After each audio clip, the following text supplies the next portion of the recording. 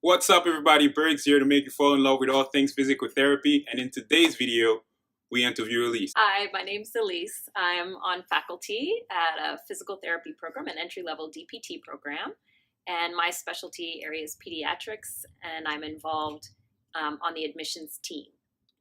Yeah, we're going to be learning about physical therapy. We're going to be learning about the future of the profession, application-wise, and we're starting right now. Elise, thank you actually very much for actually doing this. I know you have a lot on your plate, but nonetheless, you still find the time to squeeze this in. So to make this happen, thank you very much for this. My pleasure. Happy to do it. So here's my first question. You are the chair of the admission committee for a top-ranked DPT school. Can you tell us a little bit about your responsibility in that role? Sure. I think of myself, the title might be chair, but I think of myself as a coordinator because our admissions process is very much team oriented. Okay. We have a team that includes faculty in the DPT program, as well as our fantastic staff. And we coordinate very closely with the Office of Enrollment here at the IHP. So there are folks that specialize in admissions across the entire institute for all of our programs, and we within the DPT department have a team that works closely with those folks to streamline the entire admissions process. We work on planning and giving information sessions so that prospective students can come to the institute, see our campus, speak with a faculty member, ask questions, and take part in a short presentation that gives them an idea about our DPT program and our curriculum.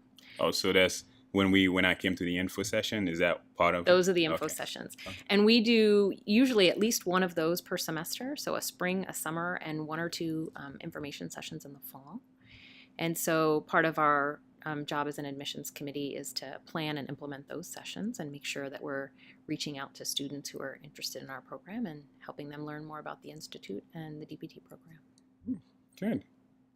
And so we coordinate the admissions process all the way from, sort of the marketing information session level all the way through to the end of the process when we offer admission to a group of students and manage their acceptances and pull people in off the waiting list and formulate our class that, for example, this year will start again in about a month from now. And how long does that process take usually? Well, we're starting the process for next year already now, and it's May, finalizing all of the PTCAS, the online application system. And we're wrapping up the process with a class that's just about to start in June, making sure that our class is full, that we have all of the students that we need, and helping them get everything in place that they need to begin the program. So it's a year-long constant process. There really isn't much of a break. Wow.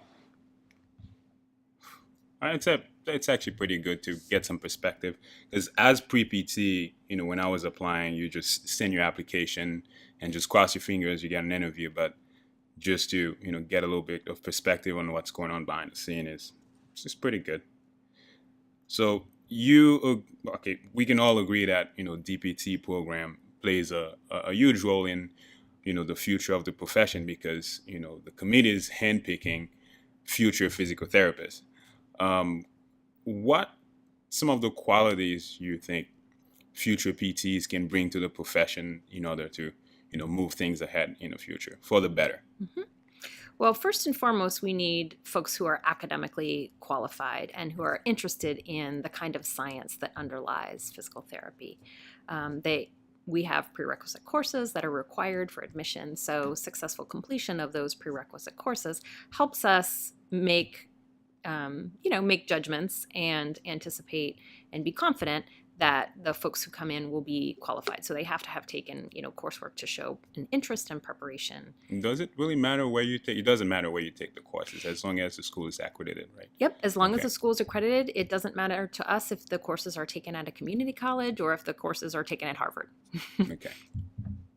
I have some people I've talked to, and they seem to be under the impression that if you take courses from a prestigious school, prerequisite from prestigious school, you have a better chance at getting accepted.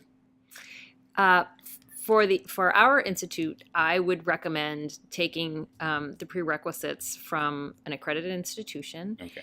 And if you're going to be investing in graduate school, that tends to be a pretty costly endeavor. Yes. So I would find a place where you can take the courses that are economical but still a solid course, and that it works in with whatever else is already going on in the student's life. So the undergraduates come in and they've taken many of their courses at their undergraduate institution if they're coming sort of straight out of undergraduate. But many of our students are not coming to start their graduate studies immediately after undergraduate. Many of our applicants have taken their prerequisites at alternative institutions that was not their undergraduate institution. So we have a mix in terms of where those courses are taken, and where you take them really isn't so important to us, is that you've shown successful completion. Okay. And besides have been curious about the profession, what other qualities you think, people might need? So we're looking for we want our class to represent the diversity that is our city of Boston, the state of Massachusetts, our nation, and our world. Because, physical therapy, we're a service profession, and we are taking care of people, helping to take care of people. And so we want the diversity of our class to represent the diversity of the people that we serve.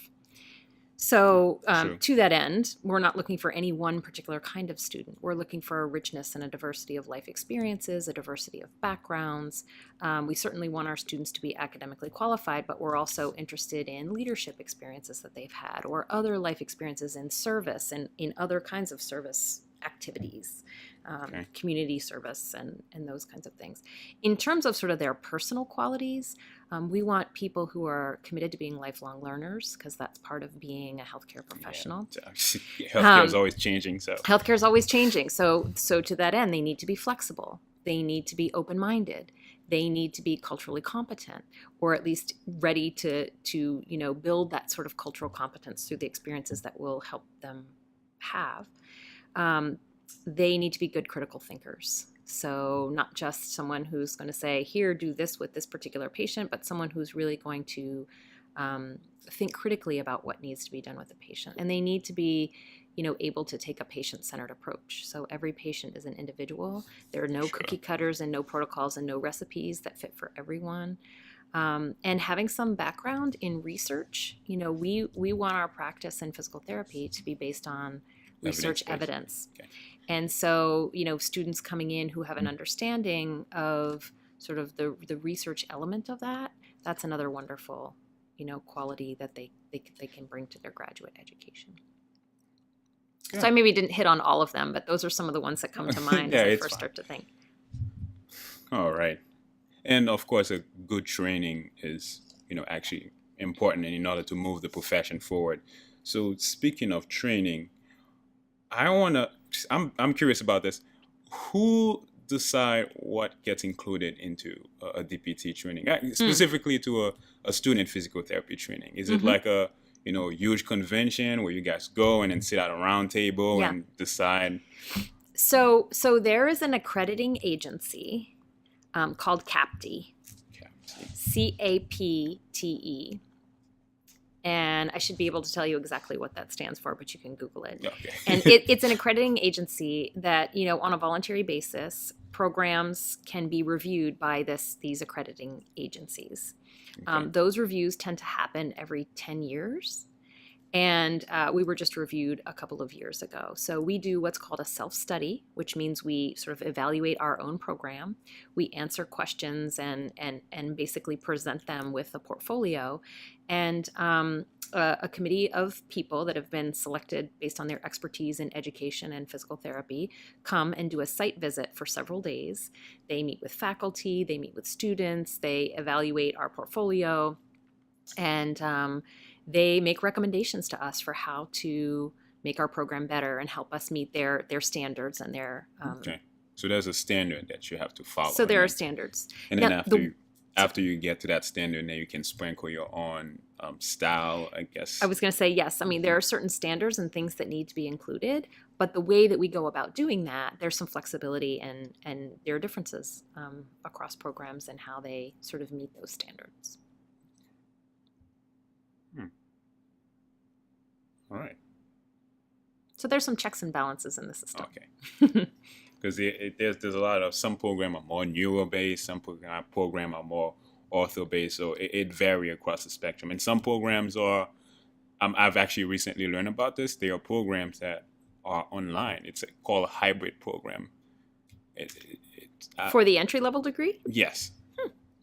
It's like you take your class online, and then I'm not sure how it works out for clinical, going on clinical, but I do know that they take most of their class online. And they meet like once a week or twice a week. I'm not exactly sure. Don't quote me on that. I'm not exactly sure how it works, but I was very surprised how there are so many different programs across the country. A lot of education has moved in that direction in the last handful of years. Yeah, but I think if you were to survey our faculty, we would say physical therapy is a hands-on profession. A significant percentage of what we do in our educational time with students is hands-on labs. And so online learning would have to get really creative to sort of find new and different ways to do that. Okay. Let's transition a little bit towards the application process. When I was applying and I was looking for advice on how to go about it, went on forums, went on blogs, went on certain website, and there seemed to be a heavy emphasis on GPA. And I know GPA is important because I had to apply it twice before I could get accepted. But now I know that it's not the main thing that people should focus on. How does the committee evaluate each applicant for their admission? That's a great question. So with respect to GPA, we do believe that it's one important component that helps us predict that the students we accept will have a reasonable chance of being successful in completing the program. But it's only one of many things we look at. We know, based on experience, that students who come in with a GPA, and that's a prerequisite GPA. That's not an undergraduate GPA, or that is, we calculate those GPAs based on the prerequisite courses that we require. Okay. And so we know that students who come in with a 3.0 GPA, students that come in with a 3.2, a 3.4, a 3.6, a 3.8, and a 4.0 can all be successful in this program. So, and most of our applicants have a 3.0 or above when they apply. Not all, but most of them do. And so then it becomes an issue of what else is important. And like some of the things that I mentioned earlier, we value life experiences, we value diversity, we value letters of recommendation and the things that, the personal attributes, that information we can gather about personal attributes from the letters of recommendation from people who know applicants well. And we value, good communication. So the essays help us understand better what you know already about the profession, what your values are, how well you can write and communicate in a written format. And so we have moved over the last number of years to a much more holistic process of looking at applications. It's pretty time intensive, and all of our faculty are involved in that process. It's not just the admissions committee. So we develop, guidelines for how to review applications, and we have sort of ways of evaluating each of those different components that I just mentioned. We also look at the GRE, which is another sort of standardized testing. But we know that there are biases that are inherent in the GRE. It's been well publicized. That there are likely to be cultural biases and socioeconomic biases. And so, while it's one thing that we do look at, we've decreased our emphasis on the GRE because we think that some of these other things are more important in helping us put together a class that is the kind of future leaders that we're searching for. So it matters, but it's not the end all be all. So that's great. That's awesome. it's just the thing is just now that I'm helping people and I go on PT cast like almost every week to look at some of the requirement. Some school have two requirement. If you don't meet those two requirement, you don't even bother applying. Hmm. And the main barrier that for me at least was cumulative GPA.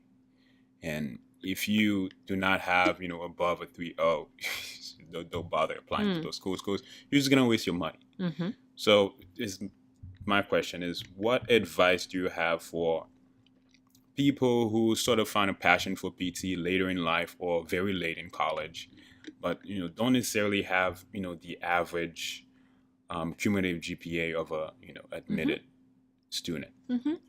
So there's no one right answer to that, Bergamy, but if a student were to come to me and say, I'm passionate about physical therapy, I really want to be a physical therapist. My undergrad grades, I have like a 2.7 or a 2.8. I took a lot of different things, and some things I didn't do as well in as I would like to, or I took these classes before I had my passion.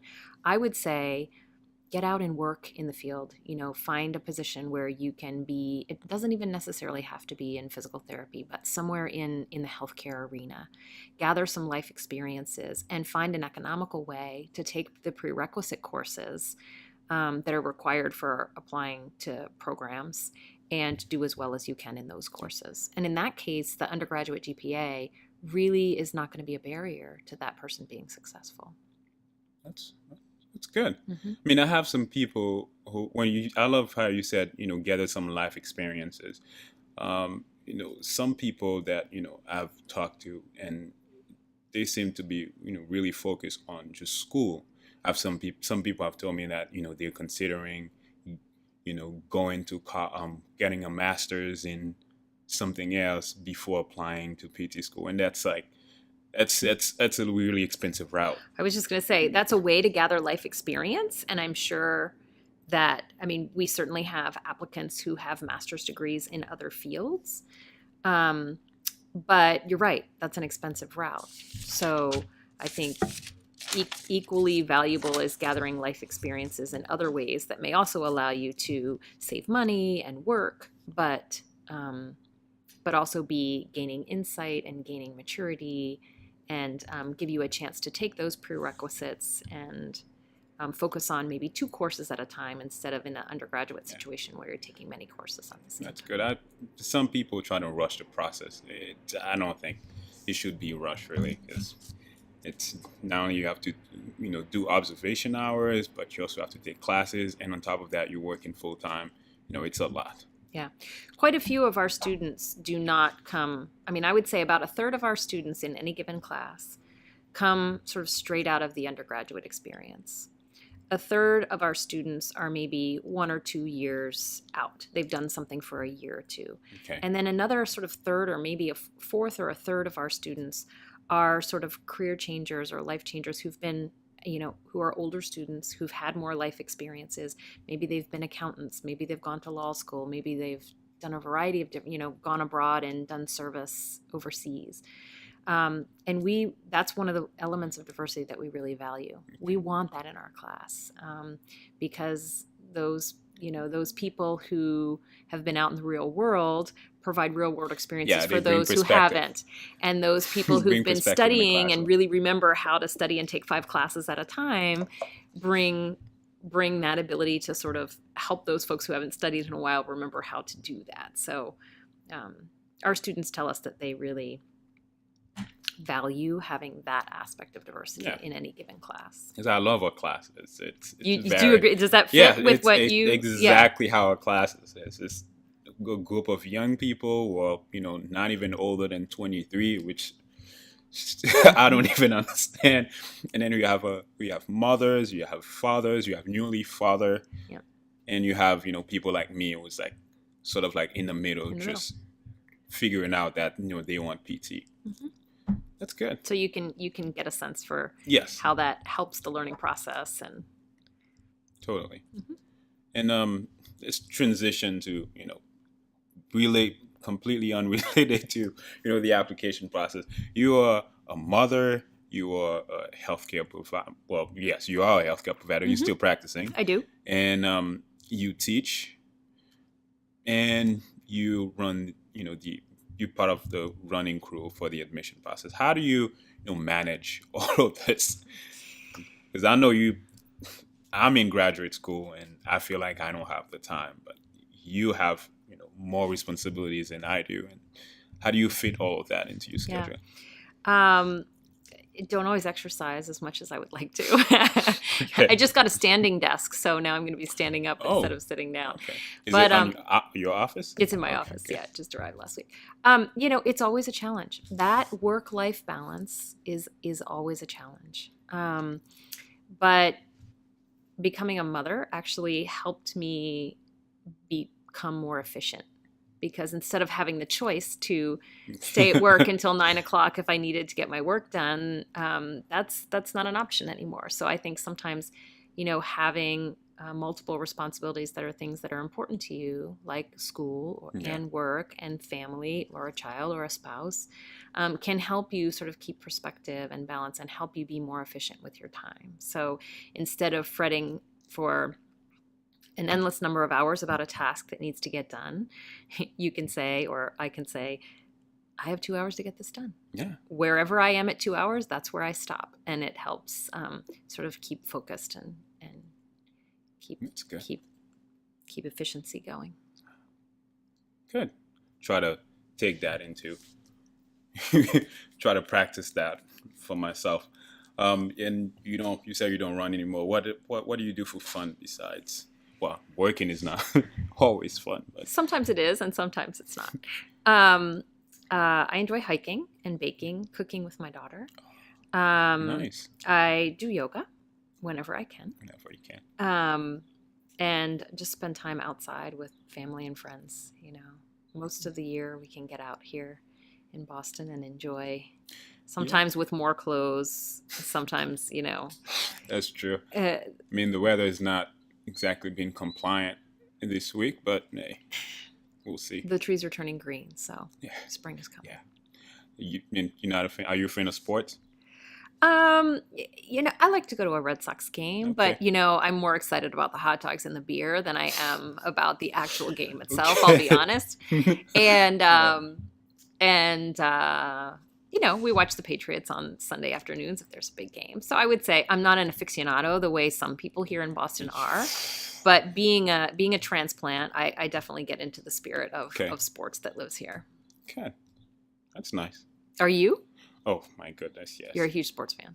Basketball, soccer. I don't really follow the New England Revolution, but and football. Football was a learning process because I'm American football. yes, American Yeah. football. I'm not from here, so I had to learn the whole nine Rules yard. in the I game. give up on baseball. There's just too many rules, and I don't try to understand it anymore. Oh well, thank you for. Oh, before we end this interview, do you have any advice for future DPT student on how to make the best out of PT school? During your time in PT school? Yeah. Well, we've recently made some major changes to our curriculum that I think provide a new opportunity and a way for students to get more out of their PT school experience. We used to have students in class, almost all day, every day, and teaching 4 or 5, some semesters 6 classes at the same time. Thank God I'm not part of that curriculum. And in our new curriculum, which you were one of the first, you were part of our veteran class. We teach one course at a time. They're intensive courses that are 4 weeks in length. But students aren't juggling multiple courses at the same time. We've also decreased the amount of class time and increased the amount of time for students to learn on their own and reflect and sort of be student-driven learning and work in Okay. small groups and those sorts of things. And, I think that really provides, as opposed to our students feeling like they're constantly on a treadmill and juggling so many things that they can't possibly imagine all at once, which I'm sure there are weeks where you still feel like that. Yes, But yes, last um, month. but overall, I think there's a little bit more flexibility and freedom in terms of how students use their time. And I think our hope is that will lead to an increased focus on the learning, a decreased focus on the grade, An There's increase. still there is still a huge focus on the grade. Well, sure, People because everybody wants people to really pass care and about do that well. grade. But we hope that increased time for reflection and learning on their own and developing their own learning styles and working in groups will help, sort of build up and mold professionals who will sort of take that into their lifelong learning, and hopefully opening up a little bit more opportunity for some balance. And so my advice for students coming through our program would be prepared to be self-directed, meaning you it's your responsibility not just to show up to class, but to really use that time that you have for your own learning as in as valuable a way as possible. And do what you need to do to keep your self healthy in terms of your relationships and your emotions and your physical wellness, because that can really make or break you when you're in a situation where you have a lot of demands placed on you. So, and make friends, because these people will be your colleagues and your friends. That is true. We made friends really quickly. I've never seen anything like that. I was actually a little, taken aback by it, just how close you can get, to a person in PT school. Within like a month, people started having cliques and whatnot, or doing parties. Everyone shows up. Did you know that we have multiple, platform where we message each other? Well, I knew that there was a Facebook mechanism where you all were keeping track of. There's a Facebook that the school did for us, and then we have our own Facebook group where we don't want you guys to see what we're talking about. Right? We have a group me, Mm-hmm. and we have a Google Docs for the whole class. I've never seen anything like this. It's like the collaboration well, hopefully is surreal. It's all professional and for the good, as opposed to It's both. A forum for venting both. and complaining. It's both. Yeah. It's both. Well, we all, you need outlets for social That is contact, true. and it's a big class of 69, I think, in your class. Yeah. So it's good to have ways to stay in touch with one another and sort of keep that virtual learning going. Yes. Well, that's the end of my interview, at least. Thank you very much. Thank you very much, Bargamy. It's great to talk with you.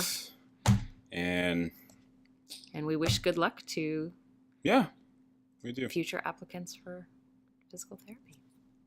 Right on.